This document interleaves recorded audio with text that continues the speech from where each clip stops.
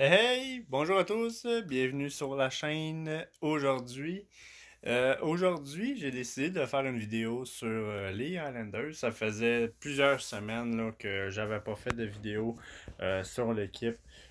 Tout simplement parce que je trouvais que depuis les 2 dernières semaines, les performances de l'équipe ne valaient pas la peine d'être commentées pour la simple et unique raison qu'on a eu quand même un bon 2 semaines très difficiles pour la formation. Beaucoup de matchs perdus. Beaucoup également avec Elias Sorokin qui a eu un mauvais début de saison. Je trouvais ça un petit peu trop avant-gardiste de commenter le début de la saison comme tel.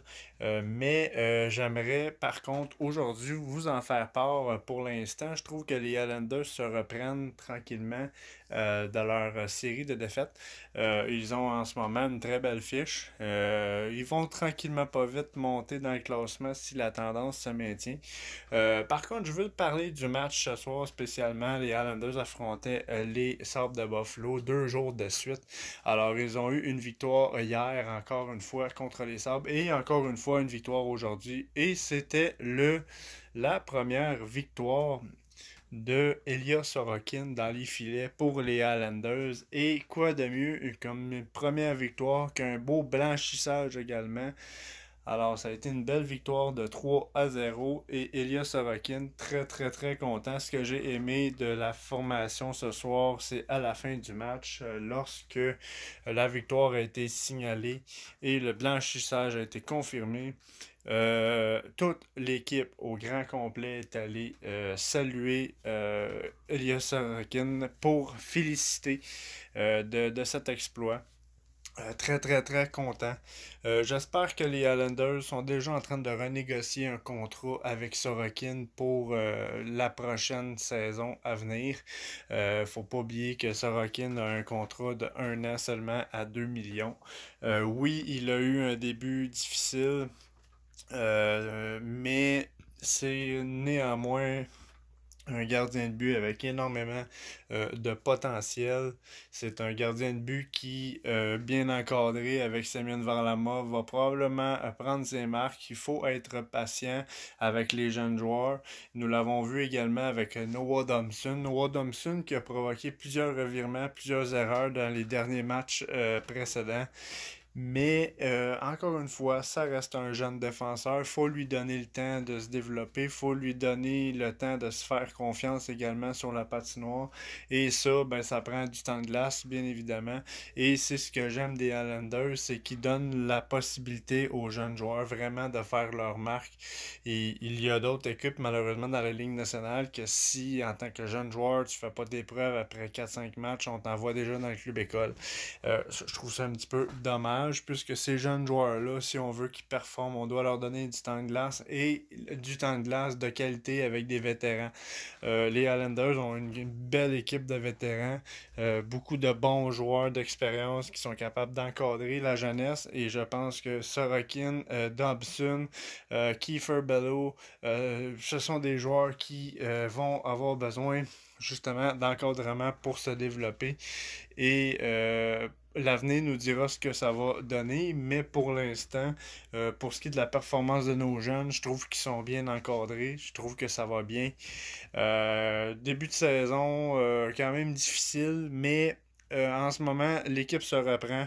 On est rendu à 3 victoires de suite maintenant. Ça va très bien.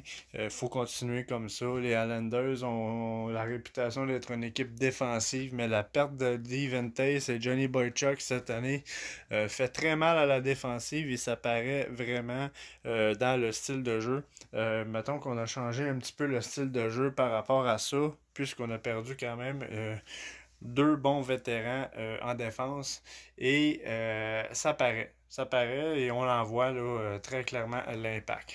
Mais bon, c'est ce que j'avais à en dire. Pour ce qui est de la performance des Highlanders, 2 buts du capitaine ce soir, Andersley. C'est un très bon leader pour cette équipe-là. Très content que ce soit Andersley, encore une fois, qui est capitaine de cette équipe-là. C'est lui qui a souvent le dernier mot dans un match. C'est lui qui est capable de compter des buts importants quand c'est le temps. Et encore une fois, Hendersley prouve qu'il a du leadership et qu'il mène son équipe à la victoire. Et ça a été très bien reçu. Et Jean-Gabriel Pageau, très bonne performance pour lui depuis les 3 derniers matchs.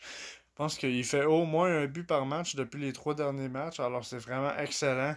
C'est vraiment une belle séquence pour lui. Matt Barzal également, qui fait des points, fait des passes, réussit à marquer des buts une fois de temps en temps, qui joue du très beau hockey en ce moment.